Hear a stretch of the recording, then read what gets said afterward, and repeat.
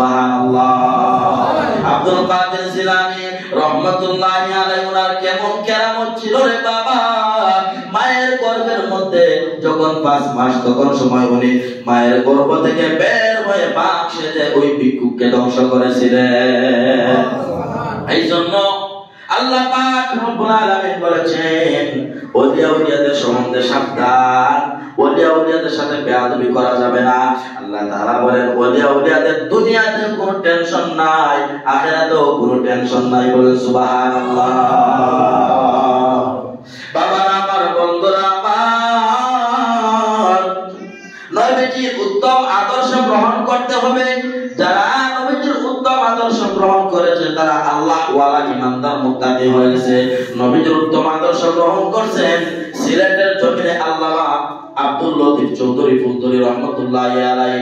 নবীজির উত্তম আদর্শ গ্রহণ করেছেন সোনারন্দার পীর সাহেব হুজুর রহমাতুল্লাহি আলাইহি। নবীজির উত্তম আদর্শ গ্রহণ করেছেন সাসিনার পীর সাহেব হুজুর রহমাতুল্লাহি আলাইহি। নবীজির উত্তম আদর্শ গ্রহণ করেছেন জয়পুরের পীর সাহেব রহমাতুল্লাহি আলাইহি। বলেন সুবহানাল্লাহ। এই জন্য বাবা আমার, যারা নবীজির উত্তম আদর্শ গ্রহণ করবে তারা আল্লাহ ওয়ালা ইমানদার মুত্তাকি হয়ে যাবে। এই জন্য বাবা আমার, বন্ধুরা আমার, আমাদেরকে নবীজির উত্তম আদর্শ গ্রহণ করতে হবে কিনা? জোরে বলুন, গ্রহণ করতে হবে না?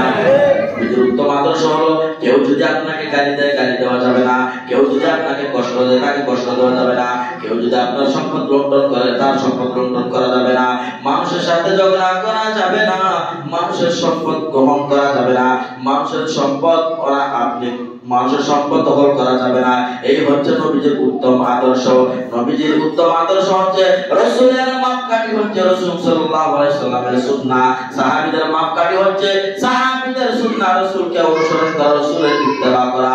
যারা রাসূলের ইত্তেবা করবে ওই সমস্ত লোক জান্নাতের মধ্যে যাবে। বলেন সুবহানাল্লাহ। বাবা আমার, বন্ধুরা আমার, রাসূলের ইত্তেবা করার দরকার আছে না নাই? আছে না নাই? রাসূলের ইত্তেবা করলে জান্নাতের মধ্যে যাবে। রাসূলের ইত্তেবা করলে জান্নাতের মধ্যে যাবে। রাসূলের ইত্তেবা না করলে জান্নাতের মধ্যে যেতে পারবে না।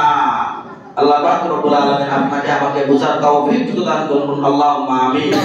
যতটুকু আলোচনা করছি এই আলোচনার উপরে আল্লাহ তাআলা যেন আমাদেরকে আমল করার ও বুঝার তৌফিক দান করুন। আল্লাহুম্মা আমিন। ওয়া আখিরু দাওয়ানা আলহামদুলিল্লাহি রাব্বিল আলামিন। আসসালামু আলাইকুম ওয়া রাহমাতুল্লাহি ওয়া বারাকাতুহু।